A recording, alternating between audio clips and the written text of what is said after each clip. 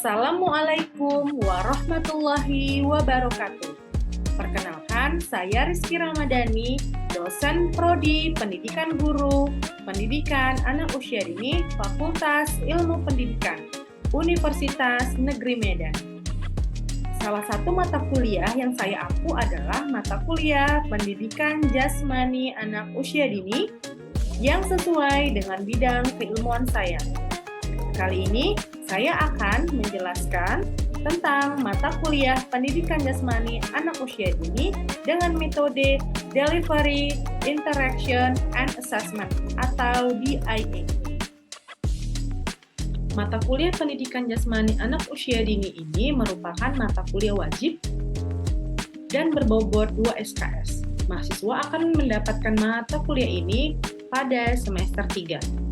Mata kuliah ini menekankan kemandirian dan kreativitas berpikir mahasiswa untuk melahirkan ide-ide dalam penyusunan serta pengembangan kegiatan aktivitas jasmani untuk anak usia dini yang dapat diterapkan di satuan pendidikan anak usia dini. Adapun capaian pembelajaran mata kuliah ini yaitu mahasiswa mampu menganalisa konsep, tujuan, dan manfaat pendidikan jasmani anak usia dini. Mahasiswa mampu menganalisa konsep aktivitas fisik, intensitas, dan rancangan aktivitas fisik. Mahasiswa mampu mengembangkan bentuk kebugaran jasmani untuk kesehatan denyut nadi dan jantung. Mahasiswa mampu mengembangkan bentuk kebugaran jasmani untuk kesehatan dan kekuatan otot dan tulang. Mahasiswa mampu merancang aktivitas permainan invasi, lapangan, dan akuatik, gimnastik untuk anak usia dini. Mahasiswa mampu merancang rencana pembelajaran pendidikan jasmani di PAUD. Mahasiswa mampu merancang rencana aktivitas pembelajaran outbound anak usia dini. Adapun materi pembelajarannya yaitu konsep tujuan dan manfaat pendidikan jasmani anak usia dini, aktivitas fisik, kekuatan otot, kekuatan tulang, aktivitas fisik, dan rancangan aktivitas fisik personal, kebugaran jasmani yang berhubungan dengan kesehatan denyut nadi dan jantung, serta kesehatan dan kekuatan otot dan tulang, aktivitas permainan invasi, permainan lapangan dan net, akuatik, gimnastik, dan gaya mengajar dalam pendidikan jasmani anak usia dini, serta pembelajaran outbound. Pada mata kuliah ini dilakukan dengan 2 cara, yaitu pembelajaran luar jaringan dan dalam jaringan. Jika pembelajaran dilaksanakan secara dalam jaringan, maka kita menggunakan aplikasi Zoom. Kemudian, untuk mempermudah komunikasi dengan mahasiswa, kita menggunakan WhatsApp Group. Lalu, untuk pengumpulan tugas, kita menggunakan e-learning atau LMS dari Universitas Negeri Medan, yaitu SIPDA. Adapun metode pembelajaran pada mata kuliah ini yang pertama adalah metode ceramah, lalu metode diskusi, metode tanya jawab, metode case study, problem based learning, dan team based project. Pada mata kuliah ini, saya mempersiapkan bahan tayang serta video-video pendukung untuk menjadi bahan diskusi mahasiswa, dan saya mengarahkan kepada mahasiswa untuk meninjau langsung kondisi penerapan pendidikan jasmani anak usia dini di PAUD yang berada di Kota Medan, agar mereka dapat menemukan kasus nyata dan memberikan solusi terhadap kasus tersebut. Untuk penilaiannya, pada mata kuliah ini terdiri atas 2, yaitu tugas dan ujian. Yang pertama, tugas rutin, yaitu tugas yang berhubungan dengan materi yang dipelajari. Selanjutnya, ada tugas critical book report. Mahasiswa secara individu melakukan analisa pada buku yang disesuaikan dengan materi dan kata kunci yang perlu dianalisis. Lalu kemudian ada critical journal review. Mahasiswa secara individu melakukan analisis pada artikel yang disesuaikan dengan materi dan kata kunci yang perlu dianalisis. Lalu ada tugas mini riset. Mahasiswa melakukan riset sederhana untuk implementasi pendidikan jasmani anak usia dini. Berdasarkan hasil tugas mini riset, mereka akan melakukan tugas selanjutnya yaitu rekayasa ide berupa mengembangkan rancangan senam pada anak usia dini. Kemudian, rancangan senam disusun dalam bentuk laporan, dan untuk tugas proyek, mahasiswa membuat video hasil rancangan senam pada tugas rekayasa ide sebelumnya. Untuk ujian, ada ujian tengah semester dan akhir semester. Untuk sistem penilaian pada mata kuliah ini terdiri atas kehadiran yang memiliki bobot 5%, ujian tengah semester 20%, ujian akhir semester 25%, tugas portofolio 50%. Nah, untuk kategori penilaian, mahasiswa akan mendapatkan nilai A ketika mendapatkan skor antara rentang 85 sampai 100 dan mendapatkan grade B ketika skor antara 75 sampai 84 dan mendapatkan grade C ketika skor rentang antara 65 sampai 74. Dan ketika mendapatkan rentang nilai 0 sampai 64 maka tidak lulus. Selanjutnya, saya akan menampilkan perkuliahan tatap muka pada pertemuan kedua mata kuliah Pendidikan Jasmani Anak Usia Dini. Selamat pagi semuanya.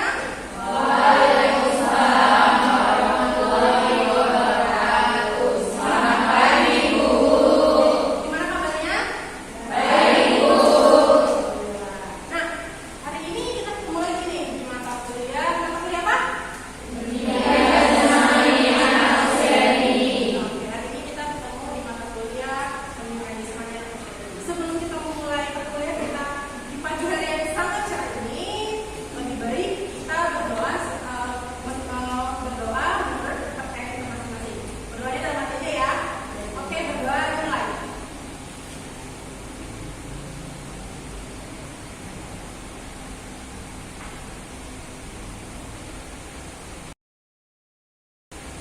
Berdoa selesai. Oke, kita mempunyai sistem Sibda, jadi silakan melakukan presensi di akun Sibda kalian. Nanti akan saya cek tentang kehadiran di akun Sibda kalian.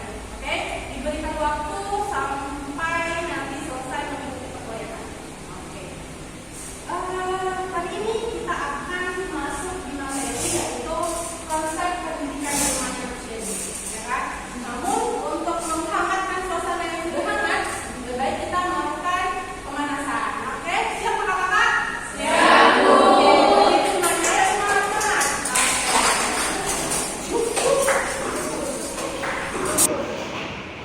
Oke, semua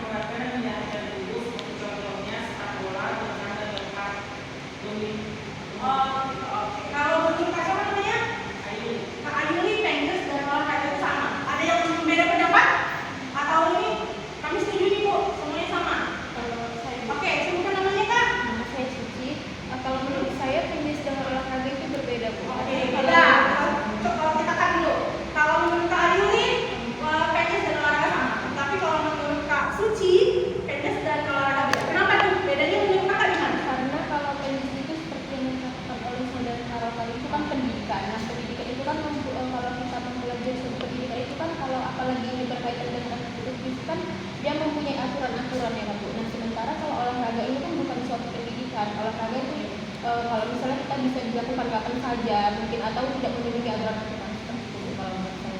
Oke, terima kasih untuk Kak Suci yang udah memberikan tanggapan terkait penjas dan olahraga. Jadi aku bingung nih, penjas olahraga itu sama nggak ya? Ayo langsung aja kita cari tahu. Nah, kalau menurut pakar ya, pakar dari pendidikan Islam yang bernama Marcel Claude menyatakan bahwa the physical education objective is to achieve is physical fitness development objective, motor skill development objective, cognitive development objective, affective development objective. Yang artinya pendidikan Islam itu bertujuan untuk mengembangkan aspek psikomotor, kognitif, dan afektif. Pendidikan Islam ini tidak hanya mengembangkan aspek fisik saja, tetapi dapat mengembangkan aspek intelektual, emosional, dan juga sosial. Nah, udah agak jelas sedikit ya dari satu teori itu baru teori. International Council of Sport and Physical Education menjelaskan bahwa setiap aktivitas fisik berupa permainan dan berisikan pertandingan melawan orang lain, diri sendiri atau unsur-unsur dalam dikatakan sebagai olahraga. Jadi antara pendidikan dan jasmani dan olahraga sebenarnya dikatakan ada interface. Apa itu interface? Tidak sama, namun ada bagian-bagian yang sama. Jadi kalau bilang sama enggak, tapi mereka masih bersinggungan. Ada bagian yang sama. Bedanya di mana? Gitu kan? Samanya adalah mereka sama-sama aktivitas fisik. Tegasnya aktivitas otot terbesar ya untuk meningkatkan aktivitas otot-ototnya terbesarnya tadi. Namun ada perbedaannya kan gitu ya. Perbedaannya apa? Kalau tadi kita lihat di definisi penjas, konteksnya di dalam sekolah, dilakukan di sekolah. Ada tujuannya apa? Untuk mendukung mencapai tujuan dari pendidikan itu sendiri. Untuk apa? Misalnya menambah tingkat kecerdasan, menambah tingkat semangat dari siswa-siswa itu untuk belajar lebih giat. Nah, dia harus pendidikan semua itu harus sejalan dengan apa? Tujuan dari pendidikan nasional. Nah, itulah penjas dan olahraga. Tapi kalau olahraga gimana? Nanti tujuannya apa? Tujuannya untuk memberikan apa? Kebugaran, kesenangan. Selanjutnya, nah kita masuk kan di mata kuliah kita ada apa? Pendidikan jasmani anak usia dini. Kalau tadi kita tuh diskusi terkait dengan pendidikan jasmani. Nah, kira-kira gitu ya, beda nggak yang dari sekolah SD, SMP, SMA dengan di anak usia dini? Kan gitu ya. Nah, kalau kita lihat dari undang-undang tentang sistem pendidikan nasional apa itu? Upaya pembinaan dari lahir sampai dengan usia 6 tahun yang dilakukan melalui stimulasi pendidikan untuk membantu pertumbuhan dan perkembangan jasmani dan rohani. Agar apa? Memiliki kesiapan belajar dalam memasuki pendidikan lebih lanjut. Nah, kalau kalian pahami dari yang definisi penjas, olahraga, kita masuk ke anak usia dini. Ada nggak hubungannya dari penjas dengan